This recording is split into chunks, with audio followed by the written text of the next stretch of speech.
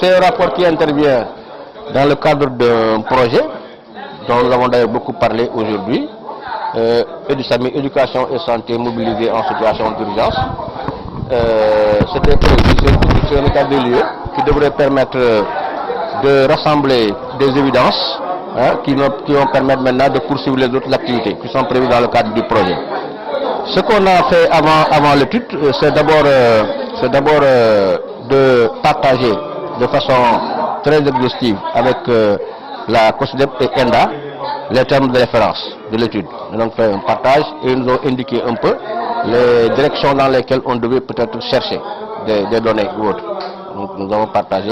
Et lorsqu'on a fini de partager, l'équipe du travail, le travail qui était déjà formé, mis en place par la COSDEP, effectivement, a commencé à travailler. Nous avons tenu plusieurs réunions de cadrage d'abord, donc de partage de nos choix méthodologiques avec le commanditaire.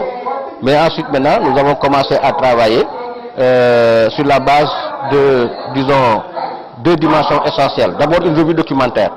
Nous avons procédé à l'exploitation de tous les documents qui étaient disponibles, qui ont parlé effectivement de la question des impacts de la crise, du Covid-19, de la pandémie, sur les enseignants, sur les élèves, ou sur l'école, etc. Il y a eu plusieurs études qui ont été faites. Recommandations, vous savez, on est allé vers, effectivement, des actions qui sont nécessaires pour, comme on l'a dit, renforcer d'abord la résilience des personnels de l'éducation et de la santé. Renforcer la résilience sur plusieurs plans, c'est-à-dire en faisant de sorte qu'ils aient plus de compétences et d'outils qui leur permettent effectivement de pouvoir exercer leur mission en situation de pandémie, en situation de crise, vraiment sans être peut-être menacés comme ils l'ont été avec la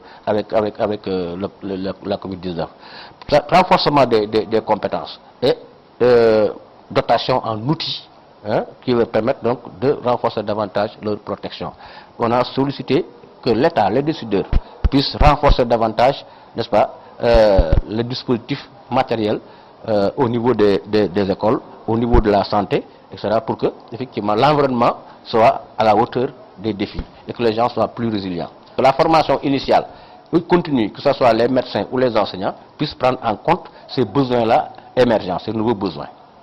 Et on a demandé la même chose aussi, que les enseignants soient formés, n'est-ce pas, dans l'utilisation du numérique, de l'outil numérique, mais que aussi dans l'utilisation d'autres supports, n'est-ce pas, qui sont liés à l'enseignement à distance. Parce que l'enseignement à distance est une réponse qu'on a considérée comme peut-être la plus valide pour assurer la continuité des enseignements-apprentissages dans les écoles, mais aussi pour assurer peut-être la continuité, même les soins à distance, pourquoi pas, ça existe déjà, les soins à distance, les soins médicaux à distance. Donc on a pensé que qu'il faut peut-être des alternatives qui permettent, en temps de crise, où les gens ne peuvent pas se réunir, se rendre dans les écoles, dans les hôpitaux, que les services sociaux, comme l'éducation et la santé, puissent se poursuivre. Et pour ça, ça demande beaucoup de moyens. Peut-être la quatrième, il y en a 8, mais je résume. L'autre recommandation qui est encore très forte, c'est la question des ressources. Vous savez, en temps de crise, même en temps normal, l'école, la santé demandent des ressources pour fonctionner. C'est les deux secteurs les plus, disons, qui absorbent le plus de ressources pour fonctionner.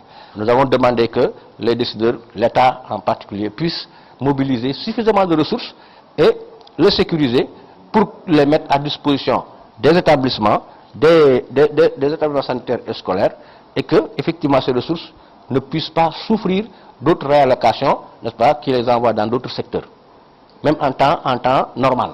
Mais qu'en temps de crise aussi, que les nouvelles priorités, n'est-ce pas, ne prennent pas les ressources qui sont destinées aux écoles et aux établissements de santé.